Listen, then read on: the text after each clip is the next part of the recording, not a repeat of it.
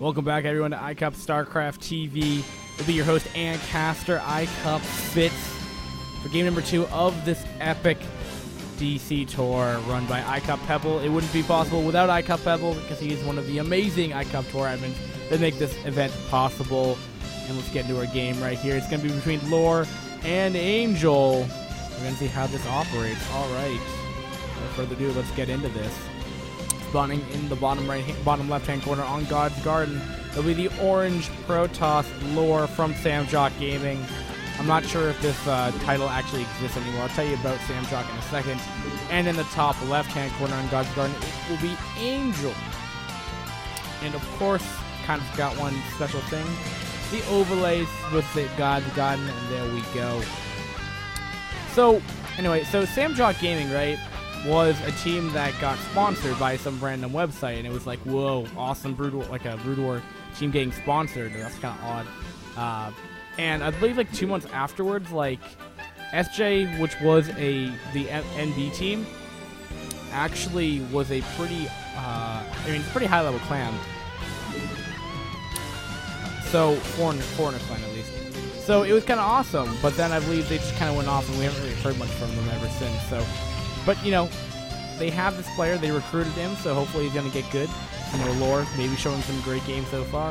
Unfortunately, he did kind of wall off incorrectly, which is, if this is a D+ game or a D rank game, or a C rank game, rather, it seems a little odd that would be kind of a mess up from last game. But, I mean, this is, but doing some nice harass right there from Angel. And it looks like, actually, he's not even going to take an expansion right now. Despite being a 12 supply, he's going to be taking the in-base location right here. Now, God's Garden, if we have a long macro game, this map can actually be pretty entertaining to play on. So the way I ladder, right, is that I play a map of the week, just like that one map throughout the entire week, just so I can learn that one map. So this week, or this past week, it was God's Garden until the season closed. And I mean, I lost every game on this map. I mean, that's just how it went. Because I practiced my Terran, and my Terran's really bad. Same thing with everything else. But, you know, I played Wind and Cloud in God's Garden. You know, don't ask me why. You know, the first one was like, there was a new map and shit. And then later on, God's Garden, you know, it was an interesting map to me. So pretty much, you know, this base is pretty hard to secure. I mean, Terran can sometimes lock it down. I mean, if you're looking at like a TVP, you know, Terran pretty much has like a free third once they get up tanks and shit. Like, I mean, that's pretty awesome way to deal with this. But in PvZ, again, I don't really know too much about it. This map isn't in the TSL, so I don't know what Artosis would say about this. I actually don't even know what a lot of tournaments actually use this. This is probably a pretty old map if I'm not mistaken. But a map nonetheless. So Protoss, I'm not actually opting to go for the Forge FE. Gonna be doing the 1 base style with the Corsair. It could be Corsair DT. It could be a whole bunch of things actually. But we shall see what he does decide to do. He could go for the in-base Nexus, where he may not even have to do that. But it looks like this will just be, oh, look at that, faking out the Stargate and now going to be going up with a 3-gate. Aha, I know what he's doing. Look at this. Goes to Ghost Play. He's going to go up to 3 gates and going to get a quick speed, and then just going to try to kill off the Zerg. So he thinks he's going to have to deal with Corsair, but he's going to have a whole lot of Zealots up in this right at his base. So that's actually really, really awesome. You don't really see a whole lot in that in iCup tours, but you know, we're seeing it. We're seeing the fake build coming out of Lore right now. Unfortunately for Lore, doesn't really know what his opponent's doing either. But the Zealots were going to come out, but now they're going back right now. Something is maybe something amiss for Lore right now. I don't know why he's not deciding to pressure right here. But look at this, though. Apparently, Zerg has opted to throw down the Hydra, despite only being up at 3 hatcheries. He knows that there's pressure coming, and I'm liking this. I'm really, really liking this. Maybe he saw it getting canceled. I don't know what the hell really changed, but my God, that is awesome. And we are here now. And fun stuff like that. So, is there going to be droning? So he actually will be droning despite having the Hydra Den, but he will have that Hydra Den up.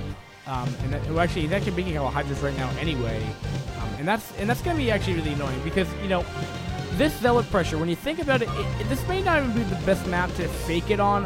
I believe it's loser's pick, so the iCup tours don't really force losers to like have preset map determined. Like if you watch TSL 1, they just have like the predetermined map pools. I believe the ace match was decided by some random player that won like a draw or something. But when you think about it, I mean, as long as Zerg can hold their ramp, they might lose this third, right? But I mean, that's gonna be hard to deal with, and a lot of this push would kill off the third like pretty quickly. But this is the one base variation to it, so I don't know if this build's actually designed to kill it. It may just as well be to kill, because he's delaying his Nexus for so long. I mean, we're 5 minutes in without any kind of follow-up Nexus, but here comes the Zealots right now. There's a lot of Hydras right here. There isn't a whole lot of Zealots right here. If the Hydras, micro back or something like that, it looks like he's going to be microing with the best of his ability right now, setting up these 2 north ones right here. The Zealots are trying to claw their way up right here. Only 2 Zealots remaining right here. 2 more Zealots are starting to rally themselves in right here, but the Zealots now going to just try to go right and maybe see what there is. And probably we'll see that there is a third base, and that might just, that's not going to be really great for him. He's going to sit and cry. Now the Zerg is going to be up 3 base. His Zealot push didn't do anything, and really, that sucks. Because what does Protoss do now? He really can't really take a base unless, Angel can't, fails to macro to such a degree that it's game-changing, which I think you have to try to be that bad. And Hydras, the Zealots aren't even doing anything important. They're not attacking the hatchery. They're just killing up Hydras. Not what they need to be doing. And it was a cute move, but again, the circumstances of this map, it just doesn't feel that great. Especially even if I just don't see what he could do really with this push. And now the Hydras are coming in here. He's not going to have cannons up. I take that back. He will have 2 cannons up, but he's wasted more money on the forge with 300 minerals on the minerals for the cannons rather. Oh my god! And he has no Stargate. And that really sucks. Now Zealots coming back from the rear right here, but the 6 Zealots right here. This could actually be enough to clean up this attack coming out of Angel right now. There are a lot of Zealots right here, so he actually may be able to stabilize somewhat right here, throwing away a lot of Hydras. Unfortunately, he's getting completely swept apart from Lure right here. Well done.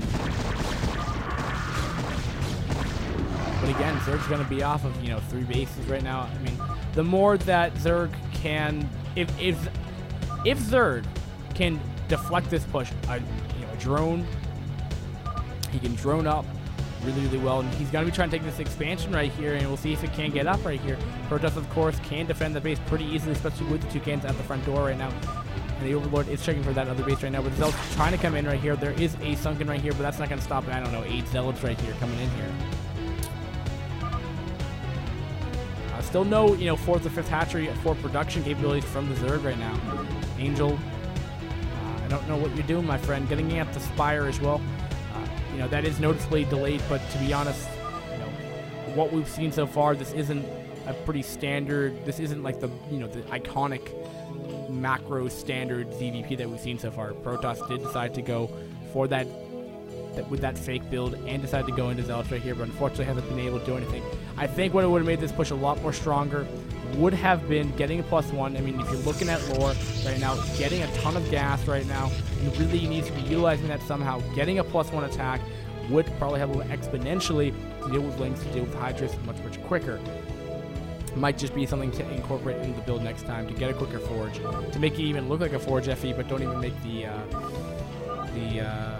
I mean, you're not even going to forge FE on this map anyway, so to be honest, really, but he's going to be transferring those probes immediately when that Nexus finishes.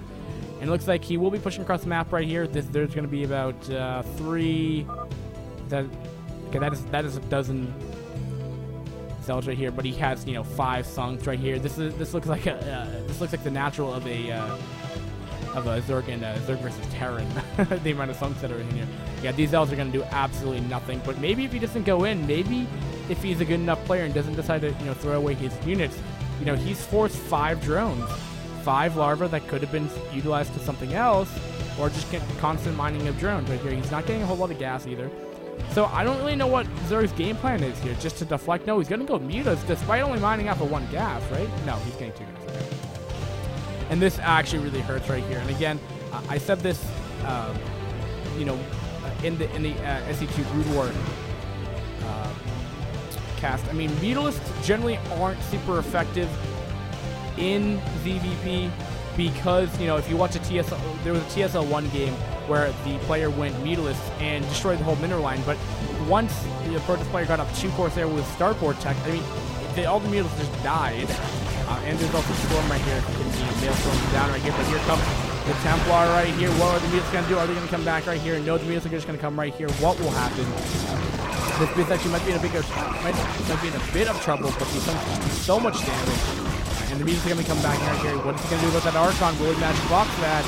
No, he's just going to target fire that down. If that Archon can get up a shot, that's huge. But there's no anti-air available left over, so now Protoss is really going to sit, you know, be defensive without Corsair.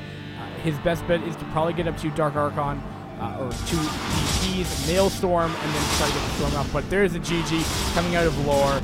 Angel also doing the GG, giving the series to Angel. Congratulations to Angel for winning this. You got your ladder points. Congratulations, and as well as prestige on our channel for winning, because you're an awesome, Angel. So congratulations. Lore, I'm a little disappointed. You know, for Samjock Gamer, man, I mean, I would have thought more. I would have, if I had money, I would have said Lore would have won this. Just from the fact, if that is an SJ title, and he's actually on SJ, or maybe he's not even on SJ that I'm thinking of, but if he's on SJ, like, he should be a really good player. And just losing to this kind of, it just seems odd. I'm honestly confused, but hey, I mean, Angel won regardless, so I'm happy for Angel, of course. Next is going to be the late night tour for the 2x2, I believe. So we're going to get a 2v2 going right here. So guys, don't go anywhere. It has been your host and caster, iCCup Fitz here. Don't go anywhere. We're going to have more VODs coming out to you tonight. I believe we have 3 tours or something like that to cover, and maybe we'll finish up with the Ghost replay, as I believe that got the most views, so I'm assuming that people like that, the Starlock versus Flesh game. Good game. So guys, thanks for watching iCCup StarCraft TV. We'll be back momentarily. Peace.